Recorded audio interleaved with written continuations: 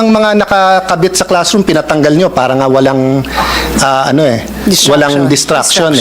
Tapos, pag-aawain mo yung parents kung sinong gusto sa Taguig, sino papayagan nyo yun? DepEd respects the opinion of... It's not an opinion, it's in the law. Who is guarding the schools right now? Kaninong security guard? Sa DepEd ba? The answer is no. Yeah, kaninong security guards? Alam nyo? Makati? Contracted by Makati, Mr. President. And why are you protecting them? First and foremost, any school you go to in the Philippines na DepEd at makita mo na DepEd school, anong assumption nun? Sino may-ari nun? DepEd, I will reply. Okay. DepEd. So if Allan Cayetano says that's mine, will you believe me? Without proof, no. Yes, and you're already my sister. That's But true. still, you will not believe me. As far as I know. Diba?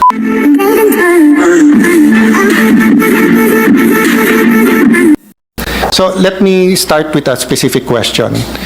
What is the policy of DepEd regarding uniforms? Okay, uniforms are not mandatory. And is it correct? The reason is not the science behind it, because the science behind it is solid. Uniforms are very advantageous to students. The reason is because our people are poor at wala silang pambili ng uniform. Kaya tayo hindi mandatory.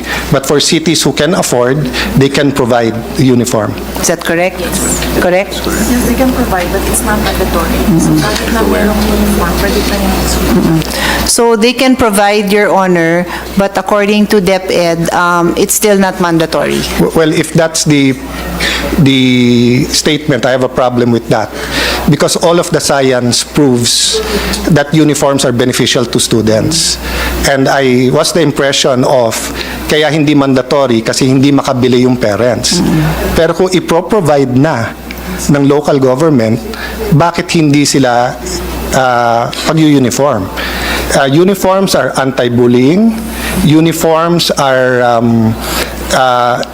make a sense of community. I mean, all the science is there. You can Google it if you want. All the big universities have that, no? Anyway, I'll pause there so that the DepEd can think about it. Kasi yun ang impression ko, that you are just making consideration to those who cannot afford. Pero kung provided na, bakit hindi pag-uniforme? May nakita na ba kayong private school na hindi nag-uniform? Okay, so why is it called a uniform? Di ba kasi isa lang? So can I ask, maybe the Assistant Secretary should join the group in front para masagot yung questions. Kasi ikaw nag-make ng statement eh. Can you tell me, Assistant Secretary, So through can the just for chairperson? the record, for our uso pa ba stenographer, recording na lang ng ano sa Yeah. YouTube. Who is it you're calling? Is this Francis Cesar Bringas? No? Yes. Okay, can you stay here? May I know from the sponsor if the Assistant Secretary knows any school in the world that has two uniforms at the same time? You heard the question. Yeah. I was the one who told the secretary To let them to accept all uniforms. Okay. So, Mr. President, Vice President, Secretary said she was the one who told ASEC to accept any uniform. Yes, accepting the uniforms and telling the teachers and students that in a way that's making it katatawanan, na you can wear one on Monday and one on Friday, is not the same as accepting uniforms. Yes. Do you, I can give you a book today, but to tell you, use my book on Monday, use PF's book on Tuesday and Wednesday, the concept of the uniform is uni, hindi multi. Ibig sabihin, isa lang. Diba? Kung hindi, multiform yan. Okay. I'll go to my second point. Ayaw niyong malito yung estudyante. Sabi niyo, alisin sila dun sa issue. Tapos, yung isa nilang notebook, Taguig. Yung isa nilang notebook, Makati. Yung katabi nila, ang notebook, Taguig. Ang katabi, Makati. You will make that a policy? Yung ang lahat ng mga nakakabit sa classroom, pinatanggal nyo para nga walang, walang distraction. Tapos, pag-aawain mo yung parents kung sinong gusto sa Taguig, sino papayagan nyo yon? That is the implication of your policy. You said it's for the students, you said they can accept it, but in your meeting, you said they can use all of them. So tamang policy yun? Yes, I was the one who instructed. So, Mr. President, the VP Secretary is saying that she was the one who instructed the ASEC. But if I may just add my own commentary on all this, ASEC, it's in your delivery.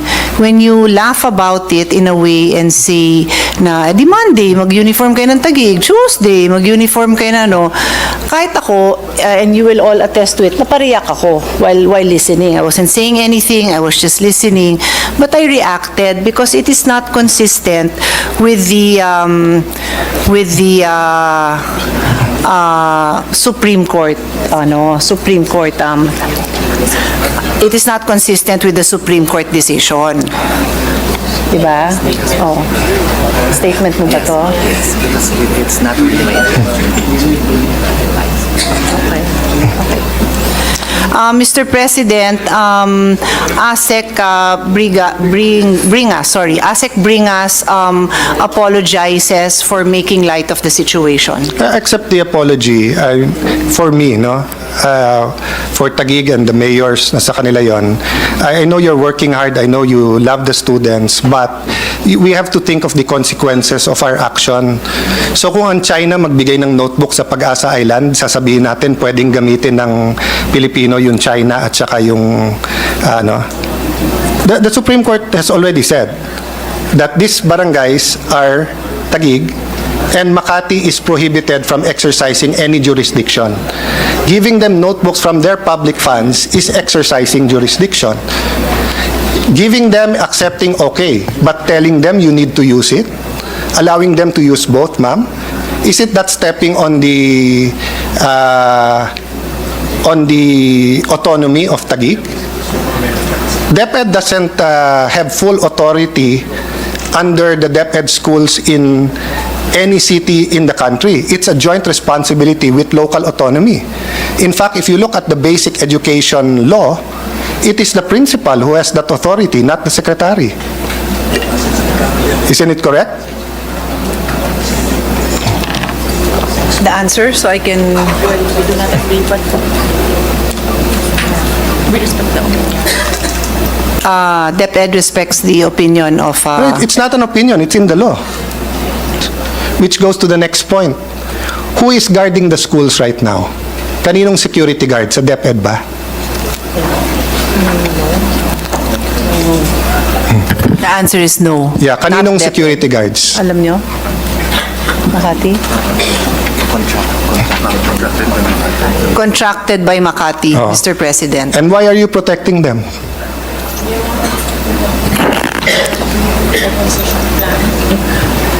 They were ordered by the PNP to leave, and Taguig already said napapalit sila. And the principals already said, one of them hindi pinayagan ng security guard sa loob ng sarili niyang school. The security guards there are taking orders from Makati, not from DepEd. In front of the DepEd and NCR, sinabi ng Taguig, when our security comes in, they will not be following the mayor of Taguig, they will be following the principals. In your meeting, there were certain agreements. Hindi naman sinusunod ng Makati dahil yung security guard sa Makati eh. Ito, dalawang sulat sa iyo sa PNP, they're here. Pinatawag ko yung mismong SOSA. Sumulat sa inyo, hindi nyo man lang sinagot eh. So how can you say you're not protecting? Yusek Powa, ito, may sulat sa inyo. Nakita mo na yung letter?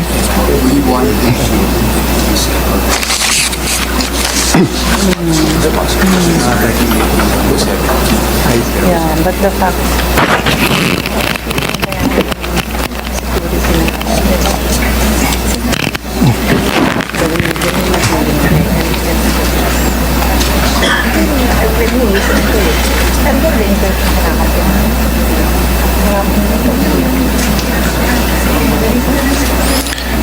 Mr. President, Madam Chair, for the record, Makati has no authority anymore over the areas. So they have no business having security guards in schools there, taking orders from the Makati mayor.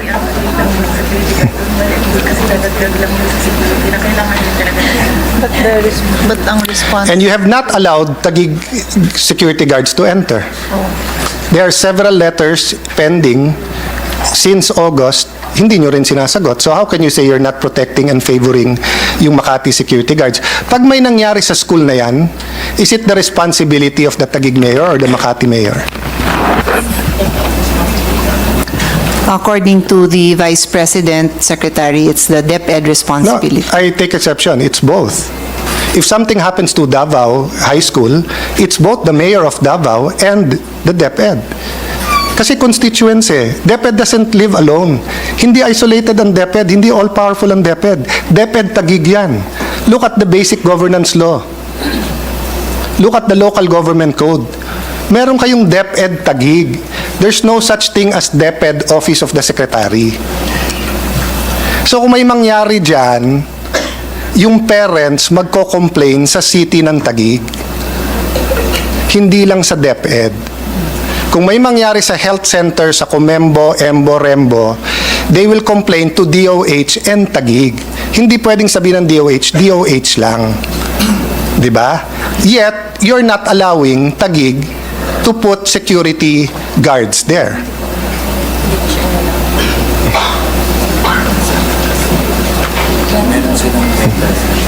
Diba, Yusek Powa, with the permission of the Chair and Madam Chair, ang usapan, joint inventory. Nag-inventory ang Makati mag-isa with the help of their guards. Nawala ang Taguig, di ba? Kinumplain sa inyo yon. Hindi nyo pa rin pinayagan yung guard. Anong klaseng transition team yon? Isa lang kausap nyo sa transition. Nandiyan sa RD. Mr. President, is the senator waiting for a reply regarding the letter? Because you had the question earlier, so I'm not sure if there is a response. I'd like to that is find out being- para umikli, Yes. because I made Yes. my point. Are they going to allow security guards from Taguig to make sure na safe yung teachers, students, and there or not? Yes, no? Sabi mo yes, di ba? Yes. Oo. Pending the transition plan. Security, yeah. Mr. President, pending the transition plan, yes, security forces or security guards from Taguig will be allowed there. Okay. I thank you for that, Madam Vice President. Actually, in because- fairness, she was telling that to me earlier already when you first mentioned the question. Yeah, but the transition committee has not answered. Yeah, I was saying And nga may that- rules ang PNP, kaya nga nalilito na sila eh. Diba? Because usually it's the principal who decides. Okay? So which goes to my point on ownership. Is there an issue sa ownership ng schools? So we asked them to render it to the court. There is a question. So to file the proper, okay. With respect to the ownership, the Vice President Secretary says they've asked the parties to refer that to the court, Yeah. back to the Supreme Yeah. Court. Madam Vice President, I admire you answering and standing up for the committee, but I know it is the committee who's meeting people. Okay? First and foremost, any school you go to in the Philippines na DepEd at makita mo na DepEd school, anong assumption nun? Sino may-ari nun? DepEd, I will reply. Okay? DepEd. So if Allan Cayetano says that's mine, will you believe me? Without proof, no. Yes. And you're already my sister. That's But true. still, you will not As believe far as me. I know. Diba? Okay. So this is my point. And that's why I made reference na kilala nyo pa ba si Nilo Rosas, no? Because if you go back in history, very strict ang DepEd para magkaroon ng DepEd school. There's no such thing as a LGU school. Meron yon sa SUC. So sila Win Gatchalian, pioneered, meron silang university sa Valenzuela. Meron university ang Taguig TCU. Iba yon sa PUP, TUP, etc. CHED yon. Iba yon sa private. Sa DepEd, these are all DepEd schools, meaning funded by DepEd, pati teachers, etc. But nung nagkulang na yung lupa sa Metro Manila, pumayag na yung DepEd na magkaroon in the past, a few years, 10 years, 15 years ago, pumayag na magkaroon ng MOA na pwedeng gamitin. Pero DepEd school pa rin yun. Okay? So, when Mayor Abby Binay said, isasara ko na lang to, bakit hindi nag-respond sila Yusek Powa at saka yung ano na, you cannot do that. So let me ask you, all of these schools, 14 schools, is it patrimonial property or public use? Public use, Oh. Your Honor. If it's Mr. public President. use, is it the municipal corporation that has jurisdiction or is it Congress? These are Supreme Court decisions. So para dun sa mga nakikinig, halimbawa Makati bumili ng lupa, nagtayo sila ng Jollibee doon, patrimonial yon. Sa kanila yon, sila may-ari. Pero halimbawa may lupa doon, bigay ng gobyerno nila para sa ospital, para sa police station, para sa ano, public use yon. Hindi nila pwedeng angkinin yon. Okay. So has the Transition Committee written the DNR or the Bureau of Land or the Land Management Bureau? No, Your Honor. No. Mr. President. So I'm confused now. In ABS-CBN, sinabi ni Yusek Powa, hindi issue yung lupa dito. Pero ang sinasabi, kaya Office of the Secretary muna, kasi sabi ng Makati sa kanila, kaya kailangan namin alamin. Ang boss nyo, Vice President Isang sulat nyo lang, bibigyan kayo ng sagot May I call the page? Pakibigay ito kay... This is a certification na there's no special patent to Makati. In fact, there are 3 schools. Basahin ko lang. Sorry. But in terms of Comembo Elementary School, Sembo Elementary School, South Sembo Elementary School, these lots were proclaimed in the name of the Republic of the Philippines Department of Education. So sa inyo to. So kung sa inyo to, sino dapat maglagay ng security guard? Di ba? Dalawa lang? Either Taguig lang or DepEd lang. Makati, Parañaque, Muntinlupa has no authority to put security guards in a school outside their jurisdiction. Pakiabot na lang. So, I'd like to thank the Vice President for her patience in listening to this because we have thousands of students and as we discussed, malaki ang problema natin sa education. Hindi nyo nare-realize yung oras na ginugugol dito para lang maayos tong lahat no?